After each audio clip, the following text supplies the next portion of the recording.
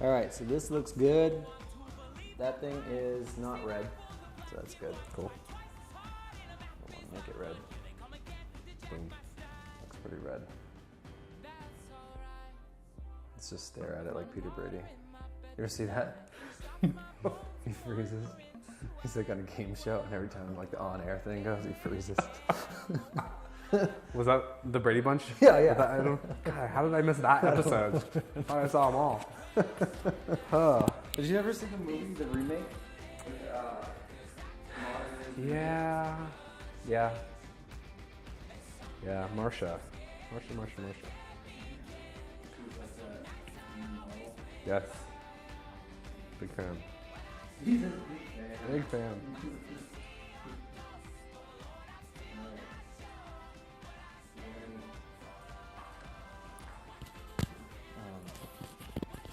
Anything off limits? No. Definitely not. Full children names, full wife name, and Bring it. social. Bring it. Just me. Bring the identity theft. This is the Identity Theft Channel. Welcome. Just never know. You're gonna need 2 minutes. Dude, the last time that we did this. Quickly tell you our net worth and then Yeah. how to get it. To take it from us. Which banks you should look at? In Chicago, I couldn't get a coherent sentence out, and then somehow they were able to edit it together, and it worked. So Yeah. There'll be no editing. okay, This is pure. straight, Dude. good for you. Jeez. If suffering more through 6 minutes of YouTube silence. Let's do it. Yeah. Okay. Bring it. No, I'm stoked. That was Chicago for sure. Was that your first video? Yeah, like that. Like Absolutely. official with Oh, dude. makeup on and stuff? I did not do well. That was terrible. Still gives me nightmares. Yeah. Yeah. I dye my eyebrows, and that was definitely. Oh, he acts shocked, dude. I I didn't- looked I like literally Groucho Marx on that video. I was like, I looked like Kim Kardashian with a shaved head. I was like, I'm the leader of this firm. I don't. God, this is the thing. You get so focused on yourself, and so you may have had that, and even when I watch your video, I don't remember that Yeah, at all. thinking about that's Yeah, good. We're all Mesmerized. Did I tell you my buddy, the tattoo artist? He's got stickers that he made up. It says "No one cares." It's just black and white letters. Says "No one That's cares." amazing. Yeah. Yeah. Yeah. And I first thought he was being pessimistic, but I put it in my closet, and so as I'm like, what should I wear? I'm like, oh yeah, no one cares. Who gives a shit? Realistic. Yeah, it's so helpful. It's saved me so many years. Dude, if more people believe that, And no one cares. or if more people had the bumper sticker, you don't even need to believe it. Just think about it once in a while, and maybe it'll be helpful. Yeah. Or it's it's just, I don't know, dude. It's just good stuff. It's helpful. It's hard for me to think about that or to believe it, because I do.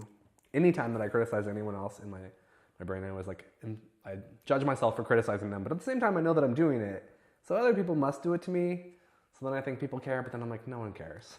You just if you really go out and you live your life, no one really cares. Yeah. And I'll never see most of these people again, no matter what. And they're focused, like you said, you're so focused on yourself. So if you walk into a club, who was saying it? Someone said, Michelle just read an Instagram guy. He's really funny. Okay. And he was like, how does a douche like me get a girl like this? And he's a picture of him with his chick, and she's smoking. She's a 10. Okay. And he says 1, you got to lay the pipe. 2, you got to make them laugh till they pee. And I think the third one was it's all about confidence. Remember that everybody that you see that you think is way out of your league has drank themselves to piss their pants or thrown up on their, or cried with snot dripping out of their mouth or out of their nose. There's a reality to you think they're this crazy thing, but they think they're small. Sure. You know what I mean? So they're worried about themselves. Absolutely. Yeah. Absolutely. Even though you think they're the biggest thing in the world. That was probably my biggest problem with understanding women until I was probably like close to 30, is putting them on a pedestal where I assumed that they saw themselves. And as it turns out, like over time, you understand that they do not view themselves that way. That was a huge win. We all think we're shit. Right. What is that? Why? I don't know. We can all do better. We can all do better, think better of ourselves. Absolutely. Yeah. Still the approach. I don't know. I'm glad I'm like past that. No, totally. So this is Dallas Gold. What is that? Yeah. And he's number one on Buddy No Name. We don't know the name of the videos, but he's a branding master. So, you know, maybe he'll give us a good name for this thing if there needs to be a name. Maybe by the end we'll have By the end. come up with something. Yeah. So I have him here because I think, first and foremost, like, I think he's got like crazy wisdom. He's read probably 5,000 books. Is that exactly accurate? It's maybe Yeah. a lot of books.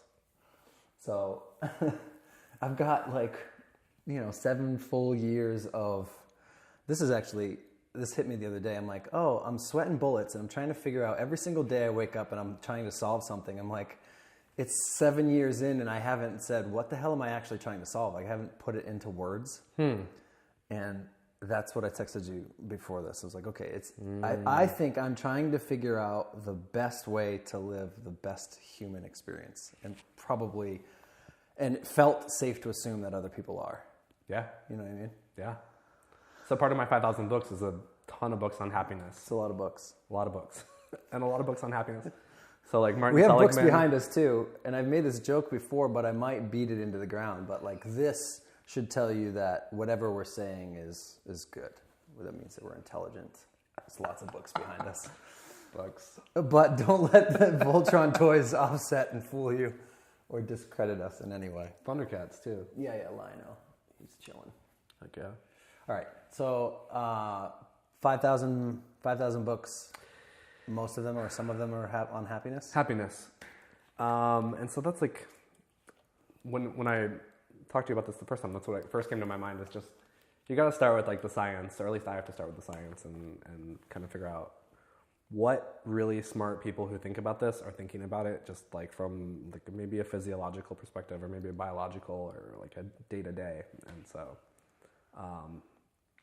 even now that I've read those books, I can't repeat everything back to you that will make you happy, but definitely some of it has like really stuck with me, just in terms of even stuff I don't know that I'm doing it from the book. Yeah. But it's like just a way of like sort of taking in the information and making it like a daily thing.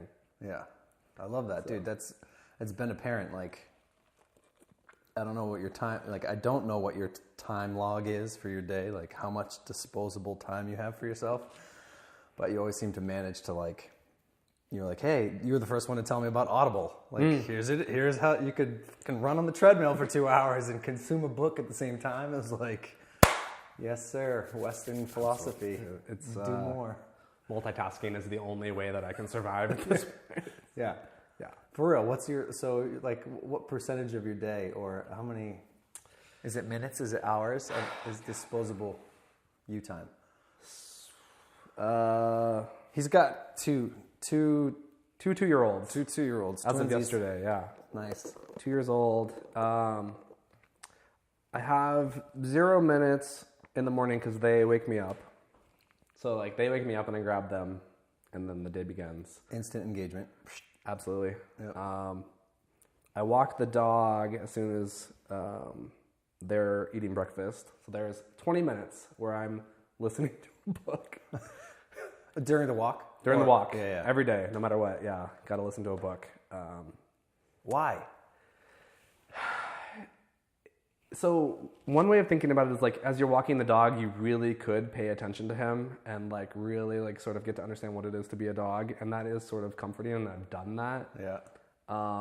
But I think that I've done it enough to where at least this dog, like I get him.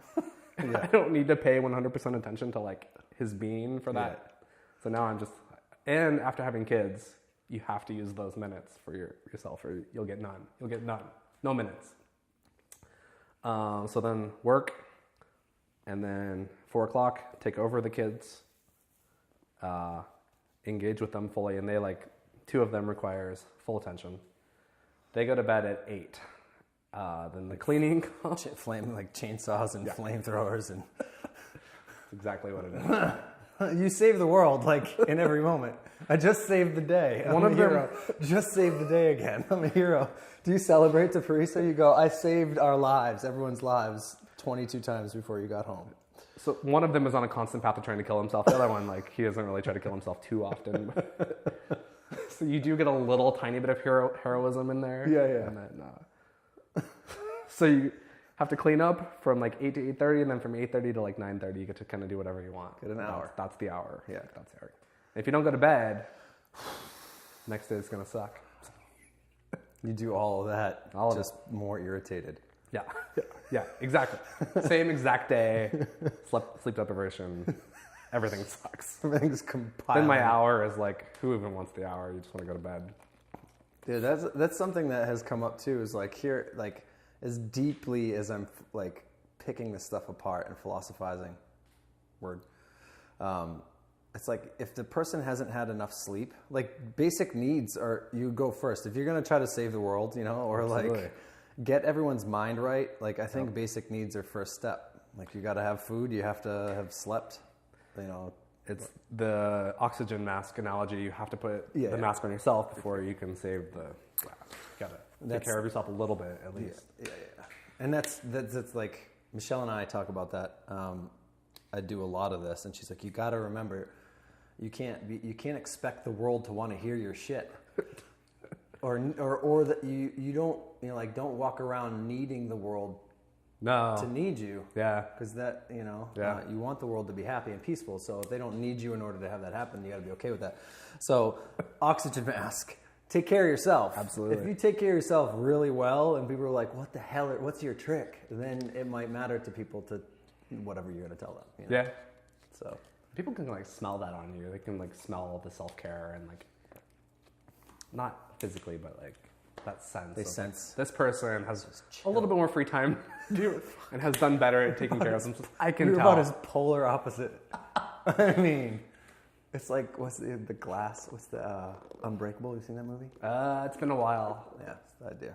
Okay. Yeah, Okay. Bruce Willis and Samuel L. where he's like, one's completely like titanium bones, the other one is everything breaks. Yes. Totally. But it offers the same kind of like basic challenges as like, well, I don't know if it does because I'm not in your shoes, but I think it's just like no matter where you are, you're like they call it different point of attraction. So if you make your 10 million, it's going to be like, okay, now that I have this, what's going to be the new? I have to up my level. Like I beat Zelda level 1. Right. If Zelda level 2 was, the second time around was the same, you'd be like, this is stupid. But everything's changed, and you're like, oh man. So you got to up your challenge level, and so kind of no matter where you are, there's always that like level of challenge. That's true for so many areas of your life.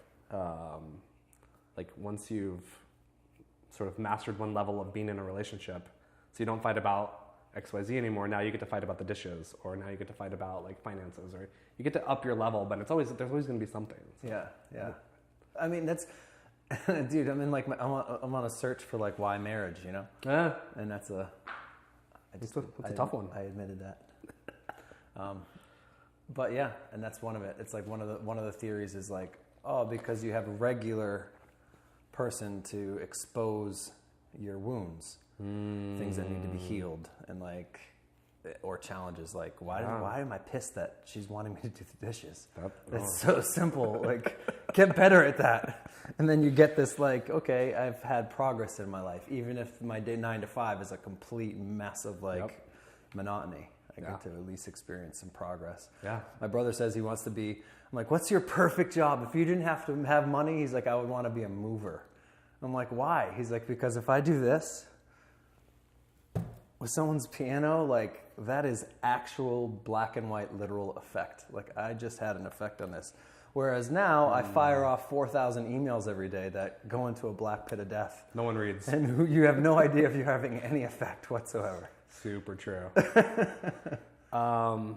Just sort of at my job, a lot of the work that we do, there's an article that you can Google about bullshit jobs. Like, it's absolutely, like, the industry is a bullshit job. That's what it is.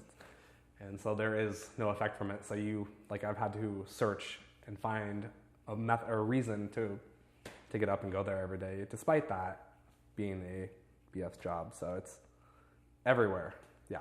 You have to. So what's your? Do you have a go-to? Because I think there's probably a lot of people in your shoes. So, or at least they perceive their job to be. No, I'm sure they do. Because no one's giving them like kudos, but for sure, or whatever. So what I figured out, and why I do actually love it, is I came up with essentially an automation, and I said, can I work on this thing that's sort of pseudo related, and they're like, no, and I just kept working on it anyway, because I knew it was where my heart was, and so basically I've learned to program on the job, doing a completely unrelated job, and like there's nothing related to it, but I've like learned to program, and sort of got lucky and found that to be like a super passion, and now I like couldn't love it more. Like I love it. Every day is amazing. Programming. Yeah. Do you learn? The best. Do you learn every day from like?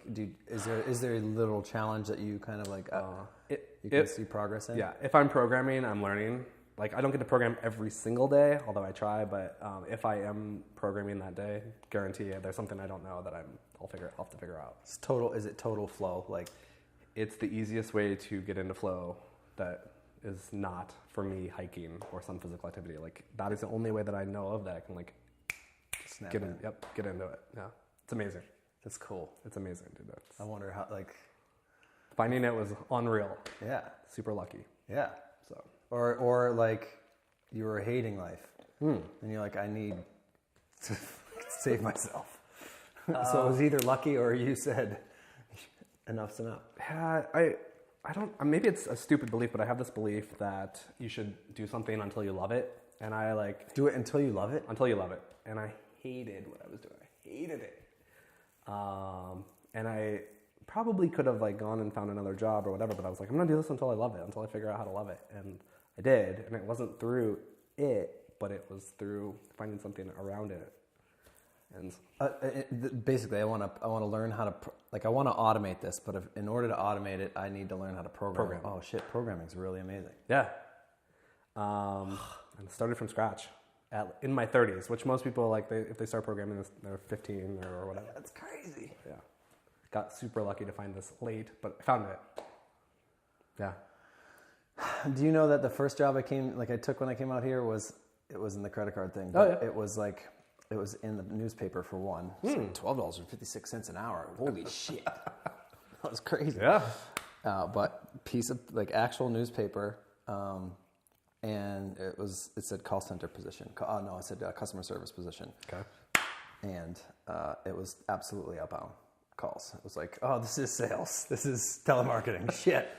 And for I was like a hardcore. My previous jobs were call center, but they were like DirecTV and marketing, stuff that was just like total inbound customer. I was a total customer care guru. Got it. Loved it and hated sales. Okay. As you could probably tell with all of this is not sales shit that yeah. we used to just smash people. Trust me. I remember well. Yeah. But that was, to make a long story longer, find some way to love it. There was I was out of a job and I had moved across country and I have this crazy loft that I have to pay rent. So I hate sales and I hate making up. The way it made me feel was just unbearable. And I was like, I went to school for business. I should probably learn this. I should probably be okay with this and learn how to love this. And I did, and it worked out. So was it the part where, the rejection was the part that you hated, or was it the way that you felt calling? Yeah, not morally, not like a moral feeling. Okay. It was just the anticipation. Oh my God, I'm going to be rejected. The whole that. Gotcha. There's something very palpable about that. Oh, absolutely. To this day, I still wouldn't want to do that on the phone, man. Woo! Yeah. That's Gives me the hot sweats.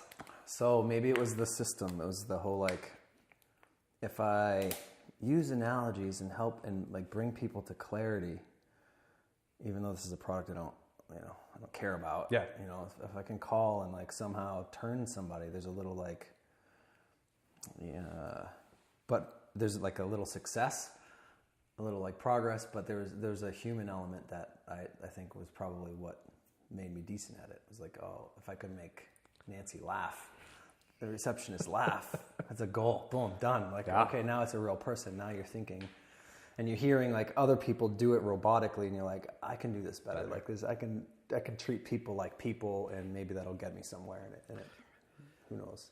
You know? Just for the viewer's reference, I have heard you on the phone, and there is no one smoother or more, like your voice and your like intonation is just very relaxing, very trusting. Yeah. After being beaten down, like getting beat down. It worked. It worked. So yeah. So books. So if you were to leave one book with your kids, Shit, it would have to be The Alchemist. yeah. Oh man, I love that book. Here? Yeah. Haha. Good stuff. God, the book, it just, it's just like it's probably a million, but like, you know, Maktub, Beginner's Luck, all of that thing, just everything about that book. So I've probably read it 20 times, I'm guessing, and every single time there's something new. There's some new thing. It's living. Yeah, it's... When do you pick it up? You know, it's funny, it used to be every couple months. Like when you're feeling a particular way and you're like, you need something, or is it just like, this fucking book's rad? Yeah, a little bit of both. I think I've sort of purposefully not listened to it in the last couple of years because I'm waiting to share it with my kids. I think I want it to be fresh for me next. And so I want us to like sort of for them it'll be new obviously, but for me it's going to be like a re-finding it now, thinking about it with my kids. So like, I don't know, that book is just, it's like from biblical to me. It's like my version of the Bible. It's like the thing that like there's so many lessons in there, and there's so many good ideas and ways of thinking about the world and believing that things sort of flow together. It's just so much good stuff. God, I love that book. Do you think that like you can't screw it up? You can't screw up life? Do you think it's all flowing towards a better place? So far that has been my experience, yes. But I have, you watch maybe someone who's in their 40s or 50s, 60s standing on a street corner begging for change. It's like, well, for that person, that didn't seem to go as I assume they planned. And so I don't think that it has to go. I don't think you have to be on a better path. But I think without a lot of bad luck, I mean, I'm assuming those people had some bad luck, and it sort of, they weren't prepared for it or whatever, and weren't able to divert. For me, I've had some, I think, bad things happen, or not compared to other people, but challenging things. Mm-hmm. And everything that happened, I am grateful and I'm thankful that like even the bad stuff happened in the way that it happened, and I'm here and I'm happy, and so, dude. Yeah. That's the Amor Fati. Yeah. This is gonna be a separate video. I got that I want to talk to some other dude about that. Yeah. So he got me this coin, and it means basically love everything, not just bear it. But when you Wikipedia it, there's a thing where it says the theory is that you love your life so much and all of the shitstorm that it has potentially been, that you would live it a million times over. Eternally time. Yeah. I love it. Dude. Yeah. Such a good, yeah. That's the level, like, when you think about, like, acceptance, and if you can, I mean, me facing boredom, me facing repetition, even though I actually have a lot of routine in my life, like, to think, I'm going to replay this, bitch, infinitely. Yeah. But I don't know, like, maybe, depending on how much I can remember, yeah, that may not be a good thing. So, but So this is the thing. I've made tons of mistakes. I've done tons of dumb things that I regret, and I feel stupid. And there's stuff that lives on the internet about me that I don't like, or whatever the case. But overall, if it was choosing the life that I know that I have right now and having to live it again, or chancing a different life, I absolutely would take this one over. Good to go. For sure. No question. No question. Nice. So Yeah. are there elements of that in Alchemist? Because I've read it once, but I don't. It's been Yeah. Yeah. I mean, yeah. I mean, his major first decision is having to choose to leave his herd or to pursue his like thing, and like every subsequent decision seems like it sort of led him to what I would assume is where he ultimately wanted to go. Yeah. It wasn't all fun. He like spent the years in the glass shop. Probably wasn't the most fun, or whatever the case. Yeah. But yeah, I mean, he ended up with what I assume to be the life that he wanted, or a life that worked out well for him. So yeah, I think so. Yeah. And now you're really making me think about this. Yeah. Oh, that book is so good. Yeah. Dude, I don't know what mine would be. You what? I don't know what mine would be. I also don't know if this is going to be good for like recordings. To cover my mouth as much as I have that. Dude, I wrote a book. I told you. That's right. I think I wrote it. It's called The Water, but I've I feel like I've distilled things down to like a sentence or like a single concept or a book. I guess I could expand on that book, but I don't know. I feel like you need to release the book. Yeah. I want to read it. Yeah. It is what it is. It's probably just a total mashup of every YouTube video I've ever seen. None of these ideas are mine. Yeah, but it's a rare person who is able to distill them all. Like if you take a 10-minute video and there's some wisdom in there and you can distill it down to one sentence, like that's kind of mastery of that thing. So yeah. If you've done that, let's read it. Let's get it out there. Send that Let's get it out there. 5,001 books for this guy. It's only 36 pages, so you'll crank through that. It's not on Audible. You want me to read it? Or you need to record I would and listen send it because to I like to hear you How low? do that. How low? So I would listen to it, but you don't have to do it for me. I'll read it. Okay. I'm happy to read it. All right. The old-fashioned way. So best belief. Okay. So yeah, I'm after that. Like how would you describe the feeling? Like, how do you want to feel on your way out of this life? Like on your deathbed? Not, like, how would you describe that feeling? God,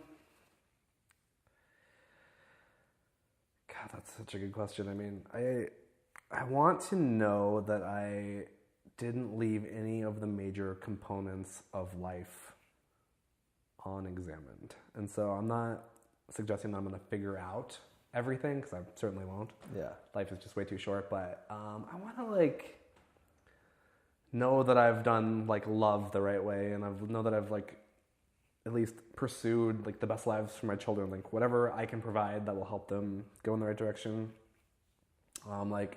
In terms of occupation, or however you want to think about it, just the way that you've given your time to things that you love, not people but concepts, or for me, programming. I want to know that I've challenged my body physically, at least not every day maybe, but as much as humanly possible. I haven't gotten there lately, but maybe we've talked about this when I've tried to run 100 miles in 24 hours, stuff like that. I want to really know what I'm capable of. I want to really know what I'm capable of in terms of love and forgiveness, and I want to really know I've attempted to parenting, whatever that the essence of that is. I want to attempt at that. So just kind of push the boundaries, I guess. I like that. I like that answer. I like that as you describe it, it highlights a characteristic of you, which is you know, if you're trying to learn the highest level or your fullest capacity for forgiveness and love and the relationships, like what I know about you is that you are okay with the pain of that. Because if undoubtedly forgiveness, if you're saying I want to be the best Dallas I can be at forgiveness, someone's got to do you wrong. Yeah. And you got to be okay. Like if that's your goal, then you got to be okay with its counter or the means to that end. You know, like which is. So I mean, so that's your pain thing. Yeah, I mean, what you're bringing up is like one of my go-to concepts that I seem to be focused on more than other people, which is suffering. I want to suffer. I think suffering is great for us. I think that very few people do enough suffering, and certainly there are certain types. So you got to find the right type of suffering for you.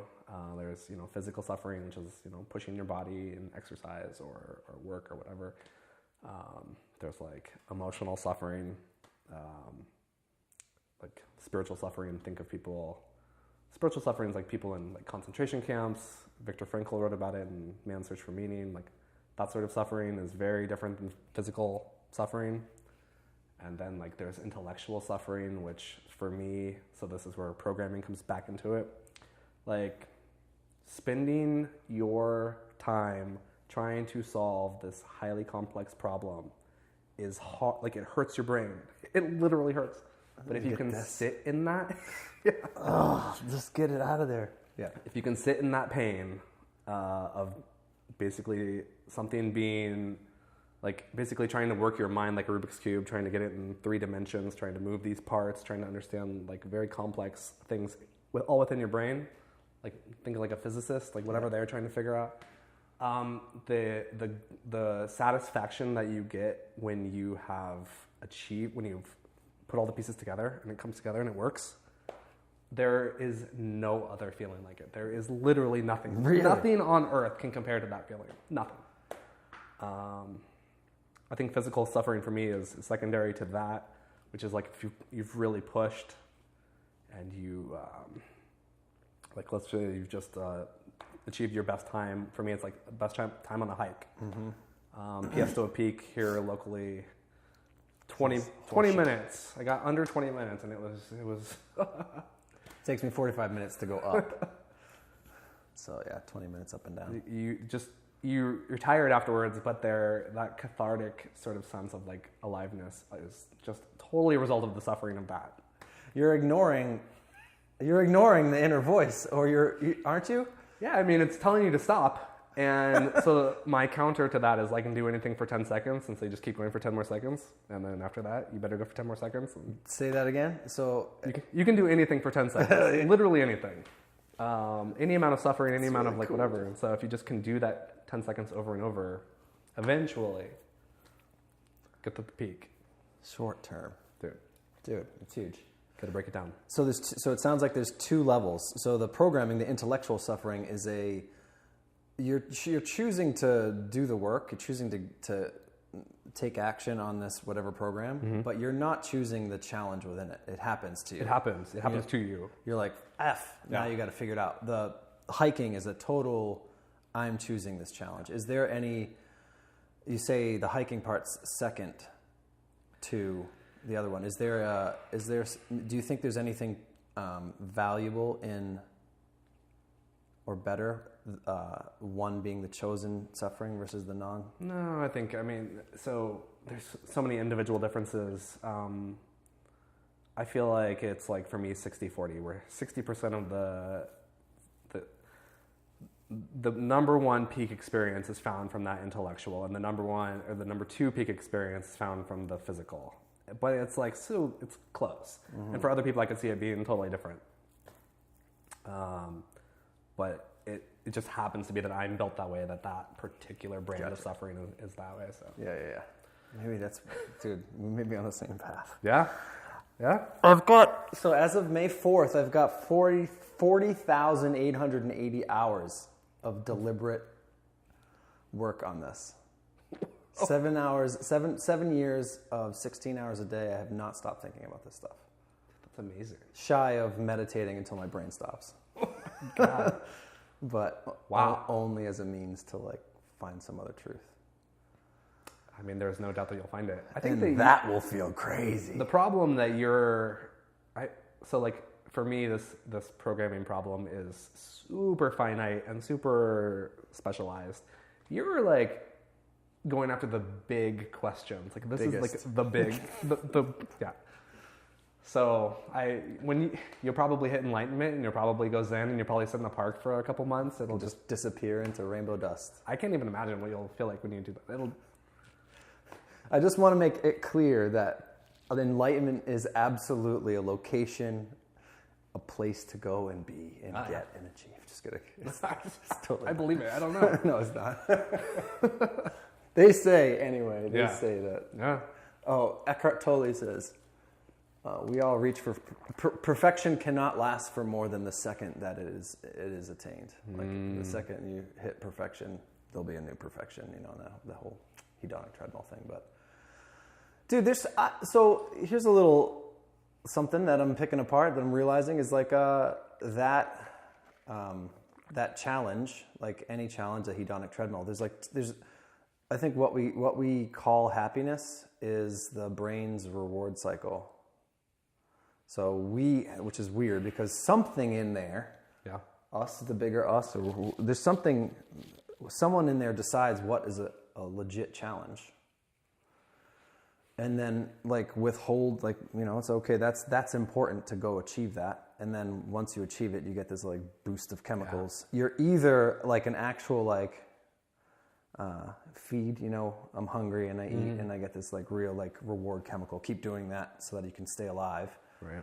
Or there is what it sounds like with you with the intellectual stuff. There is such a tension. It's like foreplay, but in the worst way.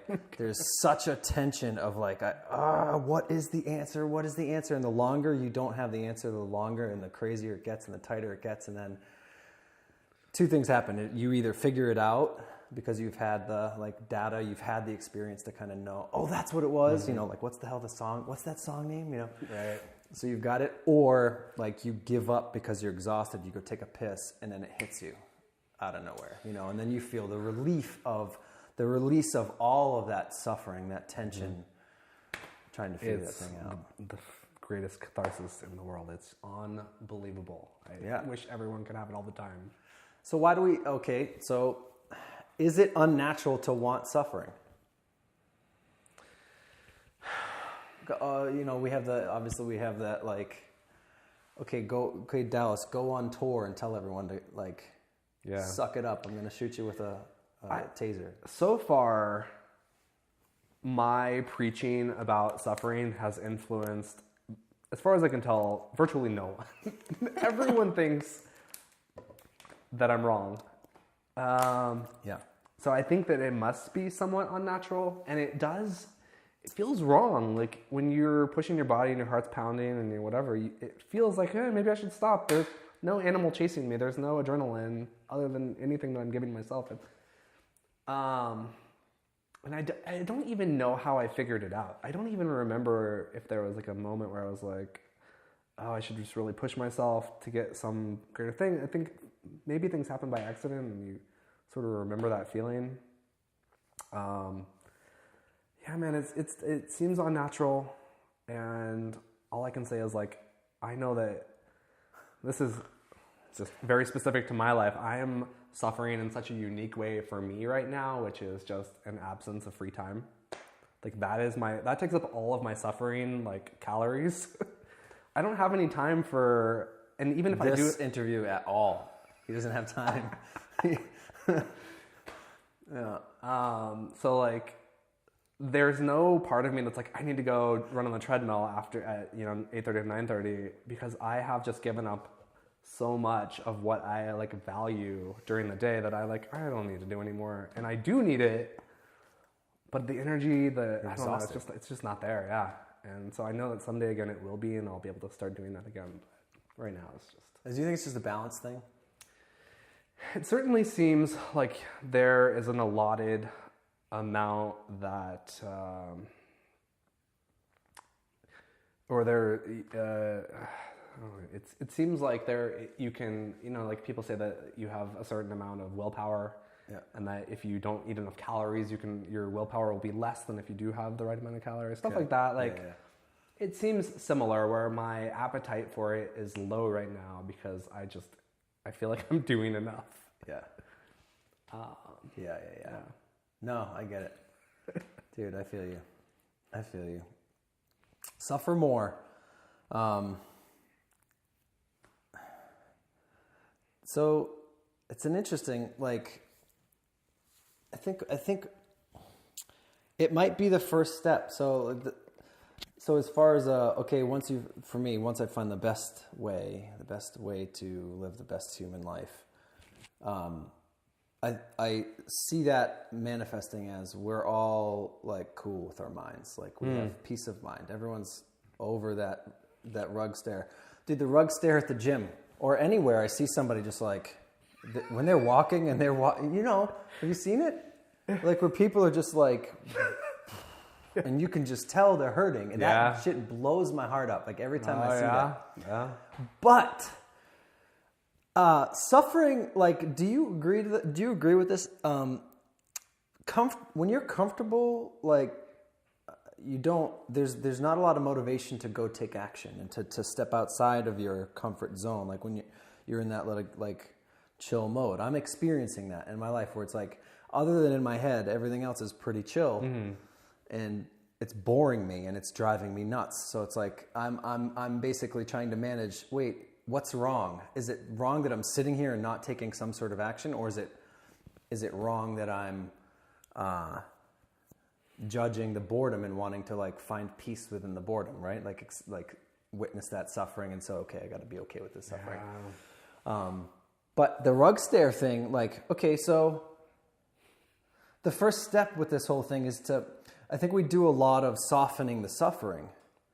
But if you're almost at rock bottom mm-hmm.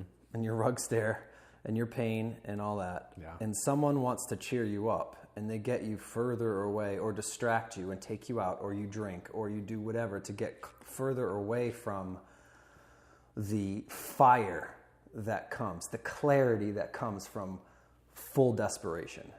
When you're absolutely desperate, it's I know exactly what I don't want. I do not want to be doing whatever I'm doing right now. So I'm going to do something else. I don't care what it is. You get motivated and you just go and you do it and you step out of your comfort zone. Yeah. Or you make a step you make the change that is necessary. So maybe this medium, Buddhist Zen, don't suffer, maybe that is prohibiting our peace of mind. I have noticed. Is that weird? Yeah, no, man. It's a weird way to go. I've noticed that some people seem to be inclined to suffer for very long periods without trying anything new. And so, honestly, maybe it's a part of it is the belief that you can even change anything enough to make some impact, go a different direction. Mm-hmm. So people, I've heard a lot of people say that they don't think that they're creative, and I'm I certainly didn't start out creative. But then I did a t-shirt company, and that sort of made my brain work in a new and creative way that I'm able to now apply to other, not totally unrelated things. And so, the way that I deal with my current suffering, which is that I have no time to myself or no time of my own, mm-hmm. I have built these stories about how in the future this won't be the case anymore. And so whether or not that is true, I don't know, but I have to tell myself this story that I'm able to suffer for 10 seconds at a time throughout the next however many years of my kids' time where they need me full time. And then eventually I'll have my life back and I can start doing things. And hopefully they'll be on their way doing their things. And so it'll all be cool. Yeah. So it's the storytelling that I do in my mind to tell me that it's going to be okay. It's the only thing that makes it. I like that, man. I like it because it's, you're taking control. You're setting your goal. You're realizing you're little, I did it, dopamine rush. You're probably getting that. It's sustaining you, but you're doing it under the conditions of total sleep deprivation. And that, I think, is important. How do you... It's easy to speak from a place of like, you know, high vibe, comfy. This is what you should do with life. But can you speak from a place of total contraction where the only thing you can focus on is the one single problem you have because it's killing you? Well, this is the challenge that you're facing for what you're attempting to do. Is that... Tell me, yes. In my opinion. Please. In my opinion. So if you were able to find that solution will work for everyone. And so it'll work for those people in that situation where they're so myopic about what they're looking at. Yes. And it will also work for people who have more financial resources, more time resources, more intellectual, whatever the case is. Yeah. It'll work for them too. And so finding this like solution, this one way to go to find what you're looking for is... When you do find it and it does work, that'll be my test. A puzzle piece, that's absolutely... If it works for all of that. In my opinion, yeah, that's exactly what it will. Dude, and that's... I've experienced that. Okay, make up my own problem. Oh, you know what the thing is? The one thing we need is this. Yeah. And then suffer for a day or two not knowing that answer, and then get that answer, and then feel the high of that for a day, and then the next morning I wake up hangry, and I'm like... That doesn't work. It's got to be this. Yeah. And I go on to something else. Yeah. So, but so this is the cool thing though that I would ask you to keep in mind, and maybe you do. Please, yeah.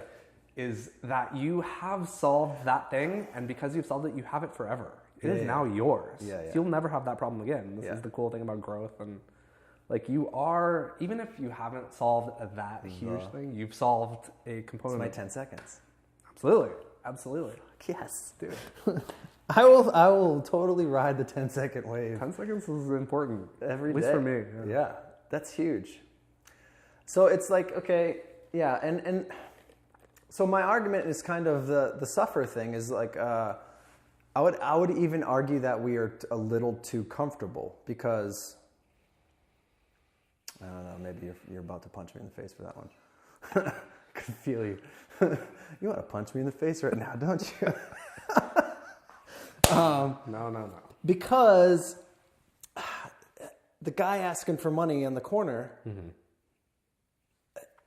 I don't know, Michelle and I talk about this all the time, where no matter what anyone is doing in any given moment, it is what they actually want. And the trip up and when we feel tense is when we think it's not what we want. So if I feel obligated to come and talk to Brian, Kai, 11, Martin for 2 hours and give away my disposable time. If I feel obligated and I feel like he's going to get pissed at me and I go and do it anyway, I'm doing it, whatever the example is. Like you're doing it because you're choosing that pain over this kid's going to be pissed at me for like 6 months. So you're choosing your pain. Yeah. And so it is you being there. Now you have kids, you can't,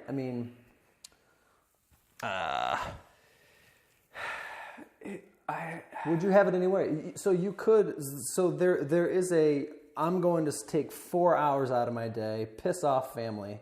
I'm going to go to Vegas on the weekends and I'm going to spend 4 hours at the gym every single day. And you would have the pain of seeing your beloved wife be exhausted and the relationship fall apart and seeing, or having the potential future regrets of not spending more time with your kids. And so there is a choice to that. So you are doing what you want theoretically or no? No, I am. So maybe this is a good example, maybe it's not, but I'm going to attempt to answer you. I don't want to try to jam that no. square into the whole thing, whatever. So I recently went to Austin for my buddy's bachelor party. I love my buddies. I love all of them. I love spending time with them. It's one of the best ways that I can spend my time. It was like 3.5, 4 days or whatever. And it's such a bizarre thing because I want to be there with my friends, but I also want to be home. And so when you say that I did choose, and it's weird because I gave up that time with the kids, and I know I'm gonna get a lot more of it. I hope to live forever. But it's like who do I owe that time to, I decided because it's this one special situation that my friends do deserve that time of mine, and like no one cares. Like you said, no one cares. But like I have to decide where to spend my time, and so that it seemed like the right way to do it. And it's funny, just like the amount of work my brain had to do to be okay to go have fun with my friends and leave my wife alone with kids for two 2-year-olds for 4 days. It's strange because it's like, it seems like a good problem to have. It seems like it should probably be a no-brainer, but really like a lot of mental work went into me being okay, like doing this. And my wife was totally cool about it. She wasn't like giving me a guilt trip. There was nothing there. It was all internal, and it was all choosing this path. And that's certainly a way better decision than the guy on the street asking for change. Like my life is really pretty good. But this is what's fucked up right now is that it was like, I just put you in a position to kind of have to defend and explain, and it was coming from a place of trying to cheer you up. Why is that the default? Like, here's this kid, I really like him. Yeah. He's my boy, and I see him suffering, and I want to try to help him the only way I know how, which is give him a different perspective so that he suffers less. I gotta stop that. Is it right to say I gotta stop trying to cheer people up? Like, well, maybe I'll tell everybody, hey, FYI, I'm not going to cheer you up. So from just being your friend, I appreciate it, and I know, and I think knowing that someone wants to do that is as good as I can ask for from a friendship. What I will also say is that, like, historically, I've never been able to cheer anyone up for any extended period of time. Maybe 5 minutes or less, but like, if someone's in a mood, they're going to be in the mood, and I have very little control over it, despite my best efforts. That's wisdom. Maybe luck. That's like that's real talk. Do you and Parisa agree to that for each other? Wait, which part? Don't look to me to cheer you up. Because it's not going to work. This is a little vice versa. Inside baseball of our marriage, but like, her emotions are so much stronger than mine in almost every capacity that like I know that I wouldn't even bother trying with her. Okay. Her emotions are so strong. I would have yeah. And like, she doesn't like it when I'm in a bad mood, and she I don't think she knows quite how to like even try. Well, it's not very fair. I think that she's confused when I'm in a bad mood, because I'm usually not in a bad mood, just naturally. I'm sort of like pretty even. And so when I do, it like sort of throws her for a loop. It's all the weed when you were a kid. It's all the fishbowl in the house. It's probably true. It's in your cells. Even me up. You don't understand. I'm all the time high. That's funny. It's in my brain. How about your kids? Cheer them up? Yeah, dude. And the cool thing about a 2-year-old is that their emotions are 2 minutes at a time, no matter what. That's great. 2 minutes at a time. So you can actually trick them into being a little bit happier. One of them tried to grab a flame yesterday with his fingers, and I like ripped him away. I hurt his feelings ripping him away from the flame, but we were able to. Did you shame him? I didn't. I definitely didn't mean to, but he might have felt that way. Honestly, he probably felt that way. People were watching, and I like ripped him away. But we were able to trick him into a better mood with a cupcake. So that worked. That's a good one. The transient nature of their moods is so great. Adults, a little bit harder. For sure. There's like momentum. There's like a different kind of momentum. And have you been to the point? I'm sure you have. Like, been in that mood where you're like, I don't even want to fucking try to get myself happy. I'm tired of trying to make myself happy. That's what actually, when you brought up suffer more, you were like, I don't know where it came from, but maybe I was wondering if it was like, maybe you found there's a place in your life where you're like, I'm tired of trying to soften things and smile through this shit. I want to be mad right now. I want to be angry. In like 7th grade, my buddy said that he kind of liked being depressed, and I was like a 7th grader, so I had no idea what the hell he was talking about. Yeah. But as I've grown older, that sort of has stuck with me, that when I am feeling that way, it actually is kind of nice to sit in it for a minute and just to like wallow and listen to some sad music, and I don't know, there is something to it, for sure there is. Yeah. I don't want to be there permanently or even loss, that often, but there might be something to, It makes me want to like recreate, like backfill the story. Yeah. Of like where your suffer more thing came through. It became most apparent running, hiking. Running is actually a great sport, and I think like for me, like when I think of you, I think of like you would be a perfect runner because all it is sitting there talking to yourself. It's just going through these conversations. Do know me. Going through these conversations, running, dude. Running it's a super philosophical sport, but it definitely it became like way more into my awareness through running. But like when I knew that I wanted to spend every waking moment programming, there was something there too where I was like, I'm not that good at it. I'm really not.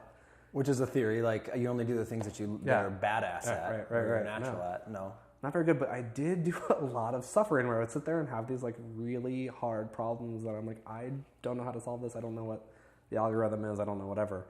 And like working your brain through this stuff. I don't know, the two things just like, and it satisfying. One thing is that they happened both at the same time in my life, which was like 2013-ish. Yeah. So I don't know if that's related or not, but I figured both of those out around that time, physical and mental.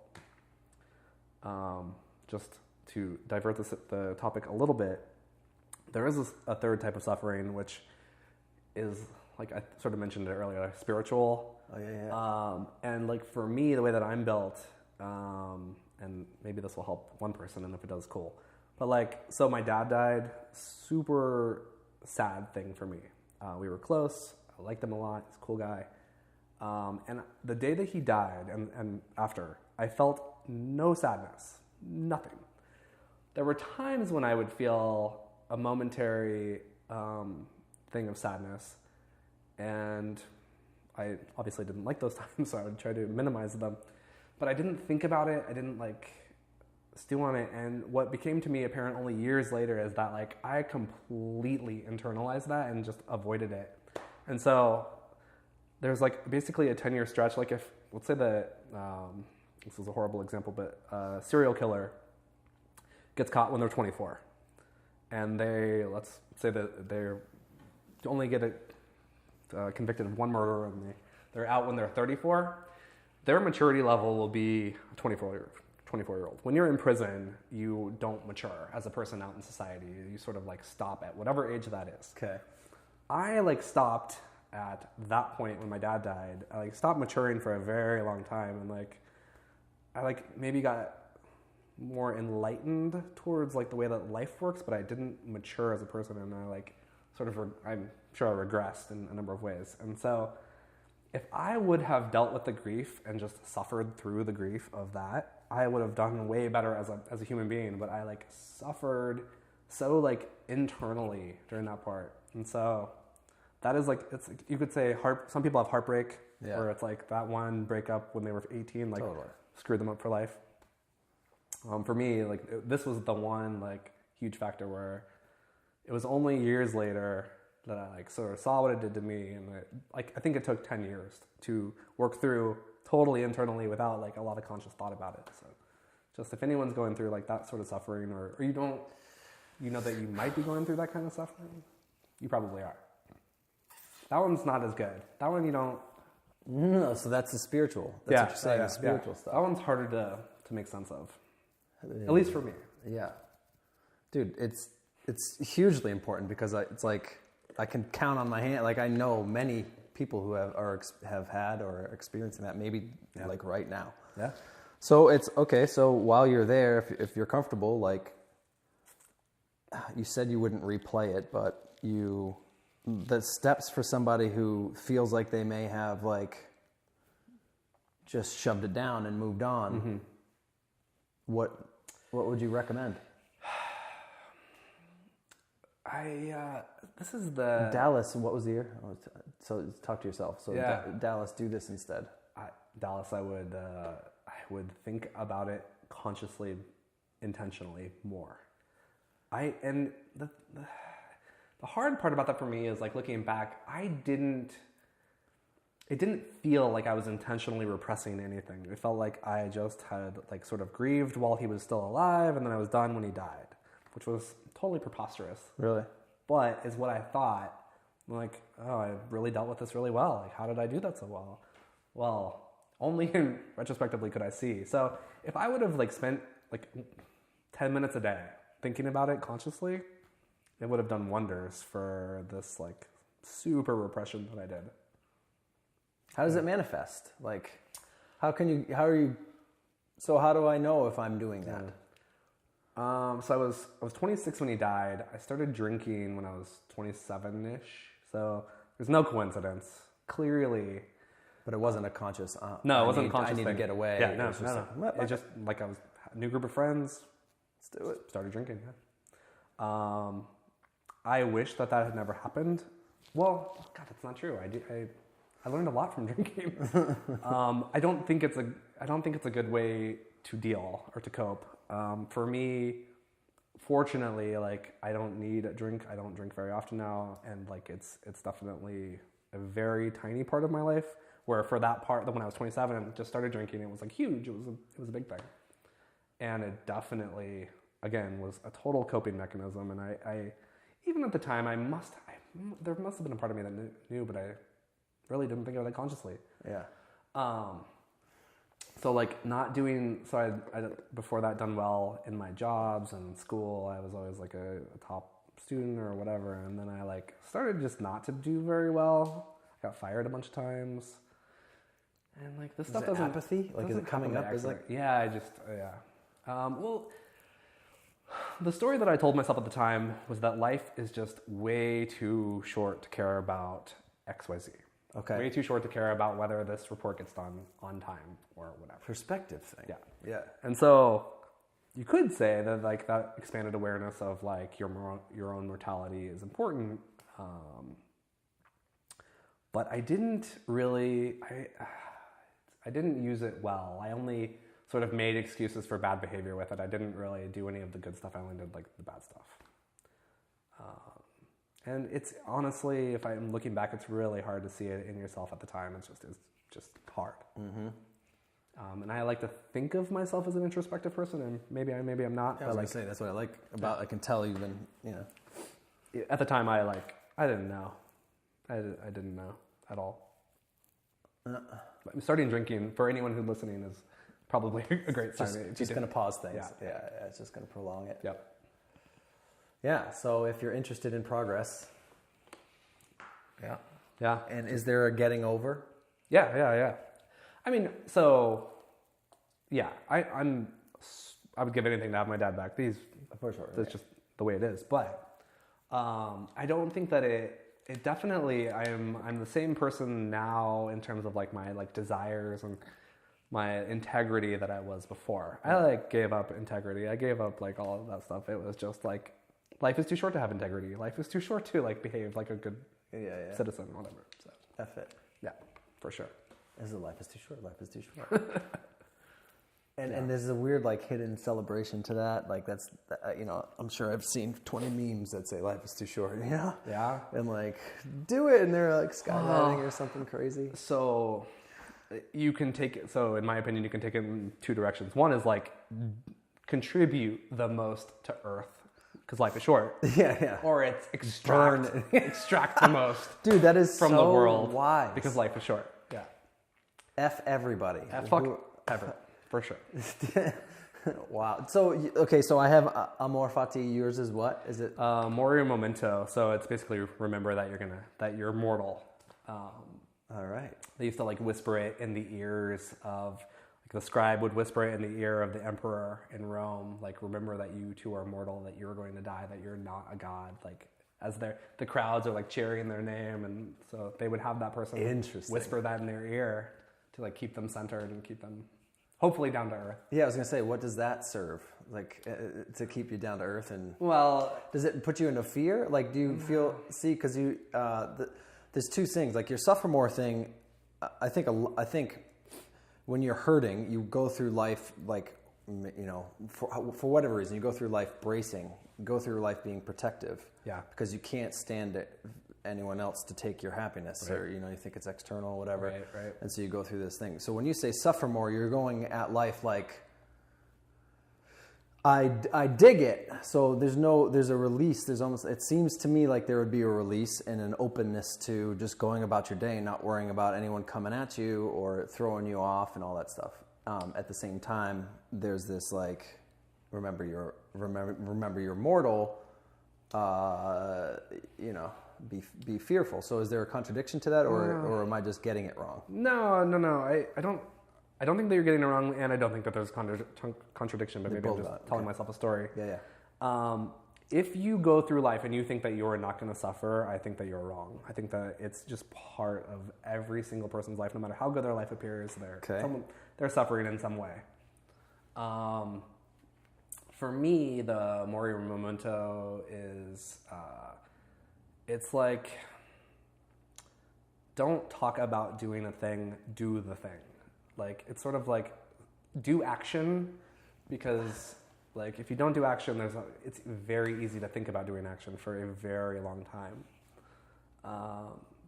And to me, that's why they're sort of like a separate concept, which is like the suffering is about doing hard things and sort of accepting reality that like life is going to hurt sometimes, and then also with the other time that you have that you're not suffering, or maybe part of it. Yeah. Maybe while suffering, do cool things that contribute to the earth. Gotcha. The contribution versus extraction. Absolutely.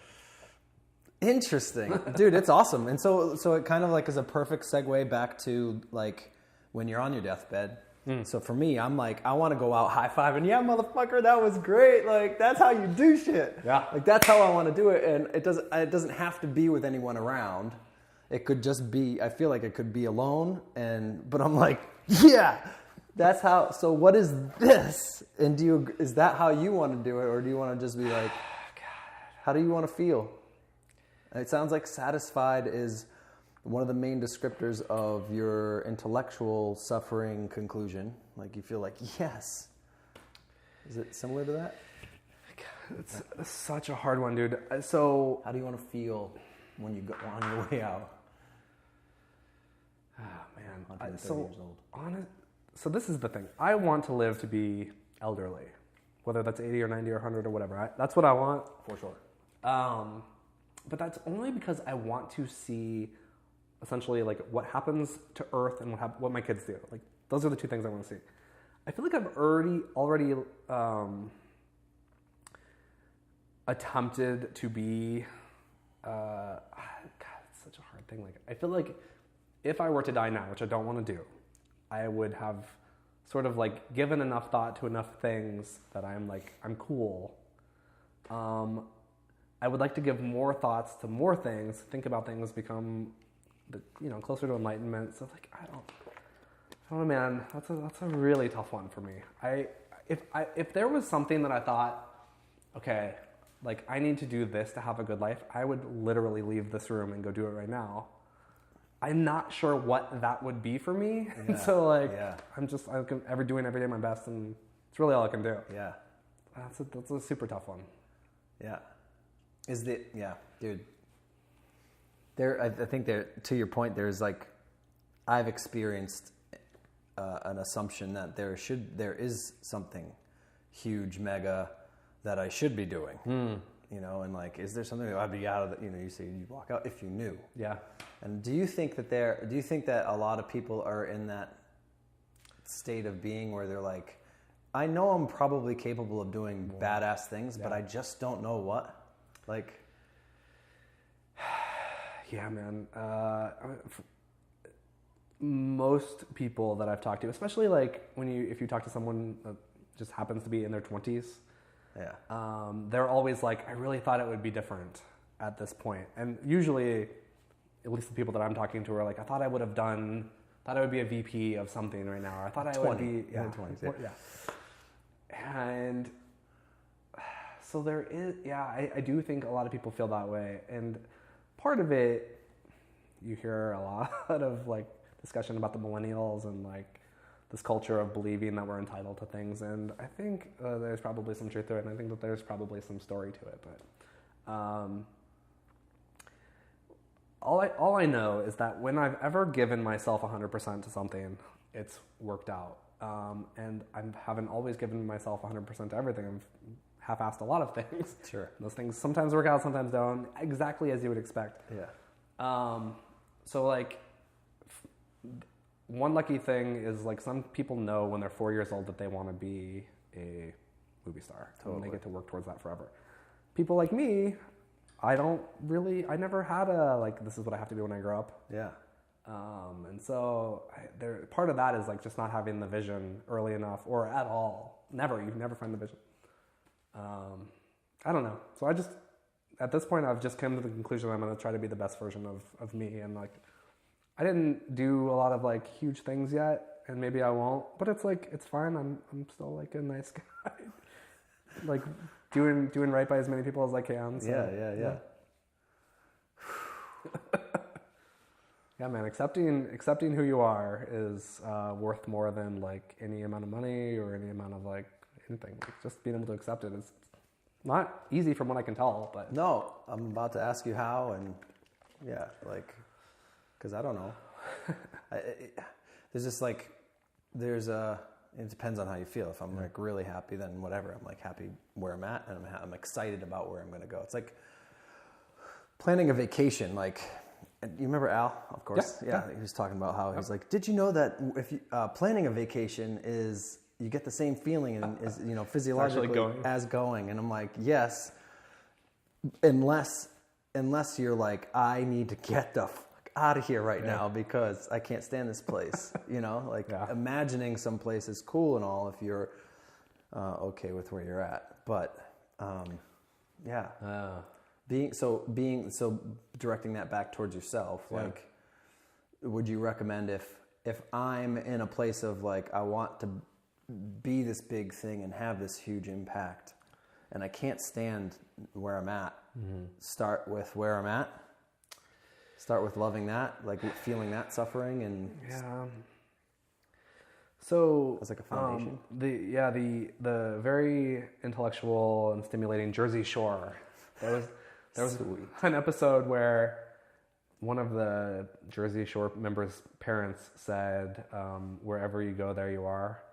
And that was, for me, like, sort of like almost a defining moment of my life. I'd never heard that quote before. And it just really struck me. And so it doesn't have to do with vacation, although it could. But I like,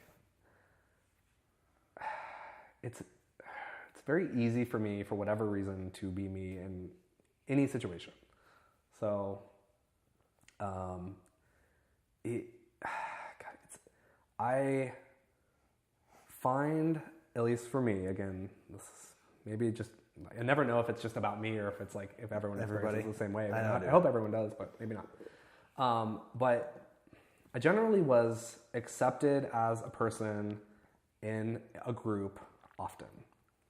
And so if you think that as a human, our sort of like, one of our pretty innate drives is to be a member of the tribe, to not be ostracized or be kicked out of the tribe, to like be a member of a small group or whatever. And if you're accepted into enough small groups where people don't seem to want you to leave or whatever the case, if you're just accepted, like for me, I started noticing that if people are fine with me, then like clearly I'm probably fine. Maybe I'm not the coolest person, maybe I'm not the smartest person, maybe I'm not whatever the superlatives are that like we kind of strive for. But let's do that I'm like 50% average, but I get accepted more times than I don't. Maybe I should like notice that and just say like, I've probably figured out enough about the social relationships, like the social contract, that I'm good enough to like live in society as a normal person. Relax. Relax. Yeah, like let the game, just like accept take myself. Yeah. So that was the way that I have gone about that. That's really great. That will help. That's helpful to me. Yeah. It's very helpful to me. Like, think about how people react to you on a daily basis. Yeah. Is it generally speaking like fairly nice? And some people are having a bad day, and you're always going to get some negative feedback. Fine. But if 75% of the time people are cool, they're like give you a smile or whatever, you're great. Everything's great. All right, sweet, thanks. I love that. That's For great. Sure. I feel like better. Trying to prove myself to you guys out there. Yeah. All right, what else do we got? I love the suffer more stuff. I love the 10-second thing. Yeah, man. That's huge. The reason I brought up the like feeling on deathbed is because I can like I'm learning or have been taught that like if you focus on a feeling, then the details of that feeling come to you. So rather than saying I want the 10 million, we talked about this. Rather than saying I want $140 million, go, okay, how is that going to feel? And then you will be led, like Al says, like with Reese's Pieces or like crumb you to all of the things in your life that will make you feel that way, and it'll just gain some momentum, and then all of a sudden you get hit with the money. That was probably going to peak the thing.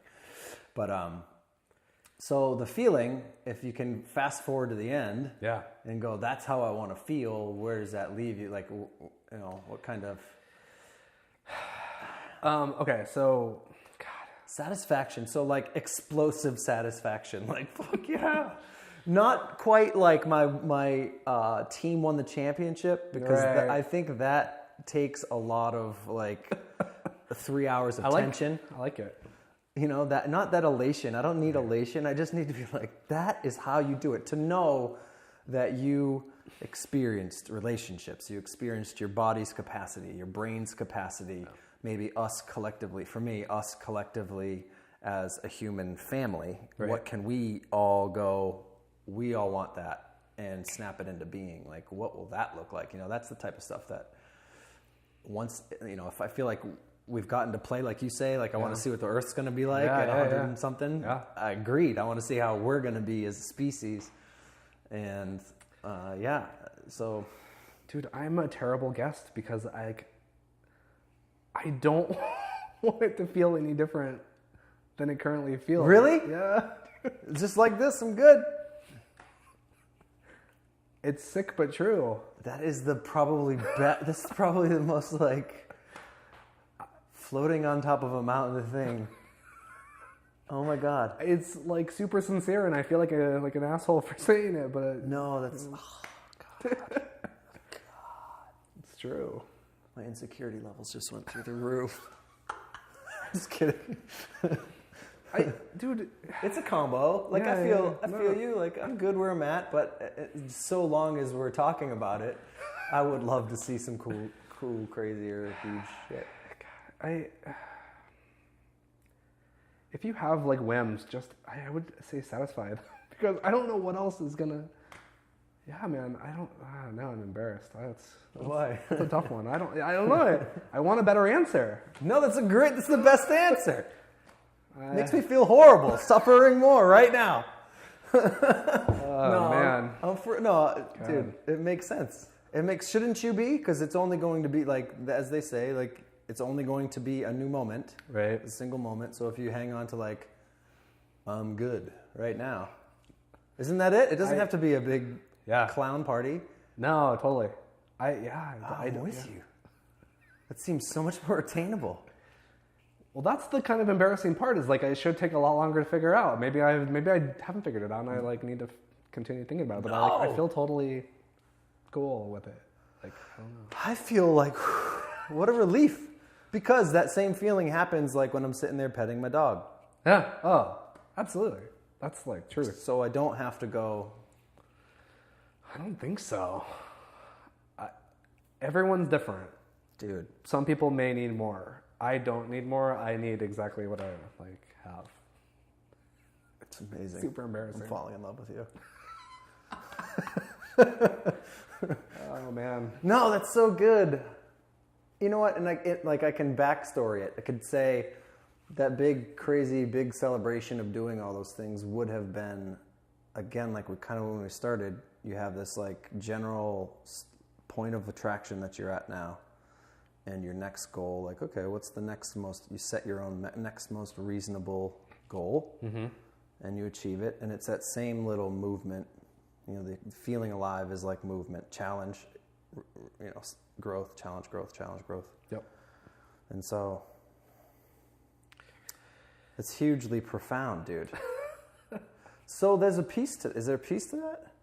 I mean, Yeah. And I may have a very slightly unfair advantage, only because my kids have really got me thinking about this. Like, I think about death constantly, just because, and this is like how we as humans become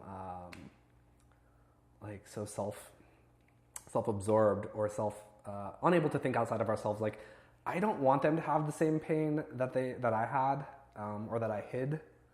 And they probably wouldn't. They would probably have their own very different experience of pain, whatever that may be, whether it's more or less or whatever. But I can only associate it with mine, and so I've like been thinking about that a lot. Like, how do I avoid that for them? And so I like think about this a lot, and like I really wouldn't do too much different. Like, and if I do think of something, I will do it. Like, I want it to work for them and for me and for everyone. But I got nothing. That's great. And I'm pretty creative. No, that's great. Isn't that it? Like, if you can't think of anything better to do, then this is what you want to be doing. Like, don't let your mind convince yourself that you're bored. It's like, oh, I'm content. You would have if you knew something that you had to do and get out of the room, you'd go do it. I would, absolutely. There's no question. But if it's not there, you're not going to force it. No. You're going to be like, hey, I'm good right now. I must be good. And I'm certainly not saying don't have an open mind about new experiences. Like, absolutely try. I'm still gonna hopefully do a whole ton of new stuff in my life, but nothing feels forced. Nothing feels like I have to do it. It's all gonna be like kind of extra. This is really cool. Yeah, I mean, God, I hope. Yeah. So I'm gonna take that. We're gonna bottle that and magically sprinkle it over myself and the rest of the world, and we're gonna all be in your place, and it's gonna be a peace of mind. I think we talked about that. So once we've come to terms with we're gonna die, and once we've like accepted suffering and know it as a part of our experience, whether it's for motivation or just so that we're not avoiding it and not bracing the world, like, what's your best case? So say you're 100, 120, what are the best case? Like, let's rub the genie lamp. What's the best case for the world and best case for your kids? I mean, maybe it's one and the same, but basically I assume it has to be some sort of next generation figuring out I believe in global warming. I do worry about like sort of the path of Earth, just sort of generally. I hope that their generation, maybe even my kids, who you never know, figures things out. I don't want to have to like, I know that, you hear Elon Musk say that humans should be an interplanetary species, stuff like that. Like, that's cool, and that's all the more power to everyone trying to achieve that. But like, I like Earth. I hope we stay. Hope some people stay here. I hope we can stay here. Yeah. So I would like to see some us go in that direction. And it sounds like a beauty contestant answer, but like I really do like those. If I could snap my finger, contestant question. Shit, maybe it's not your fault.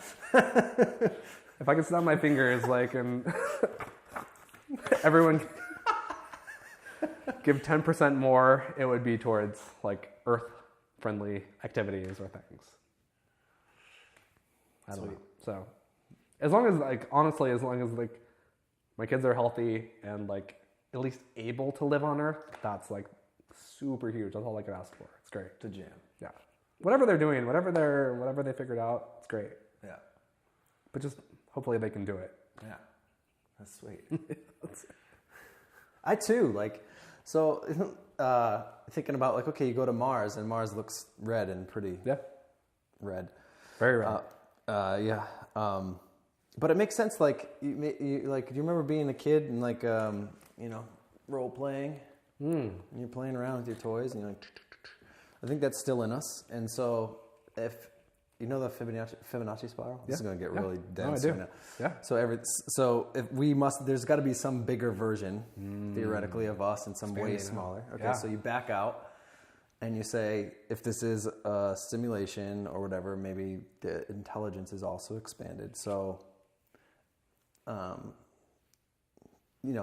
this is a simulation, then we are someone's up there doing this and playing. And it doesn't really matter when you go, he's dead. And you grab this other guy. And now you want to make this guy be, the bad guy wins this time. And you want to play around with shit. So it's like, there's that inner imaginary go somewhere thing that kind of stimulates, and we don't actually need to be there. Like Al was saying, you don't need to be on the vacation to feel like you're there as you're playing it. You can imagine it and play it. So there's the value of that imagination in our mind. Let's say we go to Mars. There's no segue. There's no good segue. But let's say we go to Mars and it's total dog shit. Maybe it's a less sinister version of Matrix, but maybe we're there and we're in like body or brain pods that take care of us, and we're in a sim of Earth.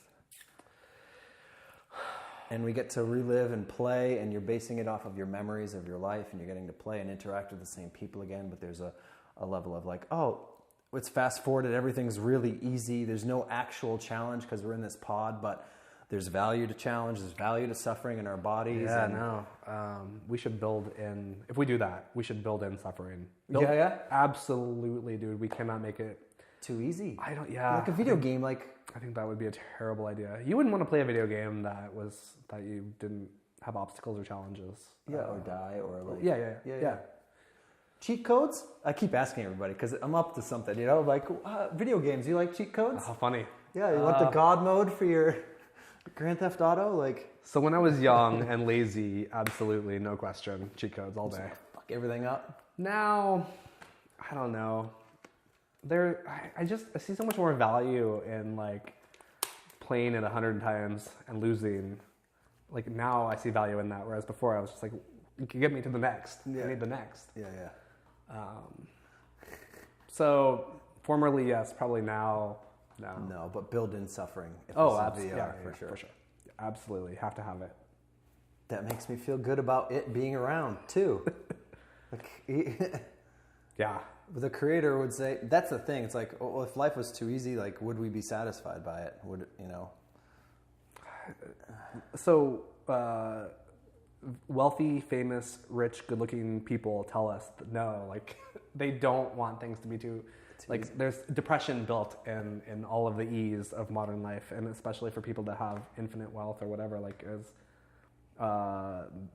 you hear about, like, depression and stuff, and it makes sense. If everything is handled for you, if like even like in the future, billionaires want to buy their way out of dying, like they're gonna get bored. I guarantee you they want to die someday. Guarantee it. Yeah.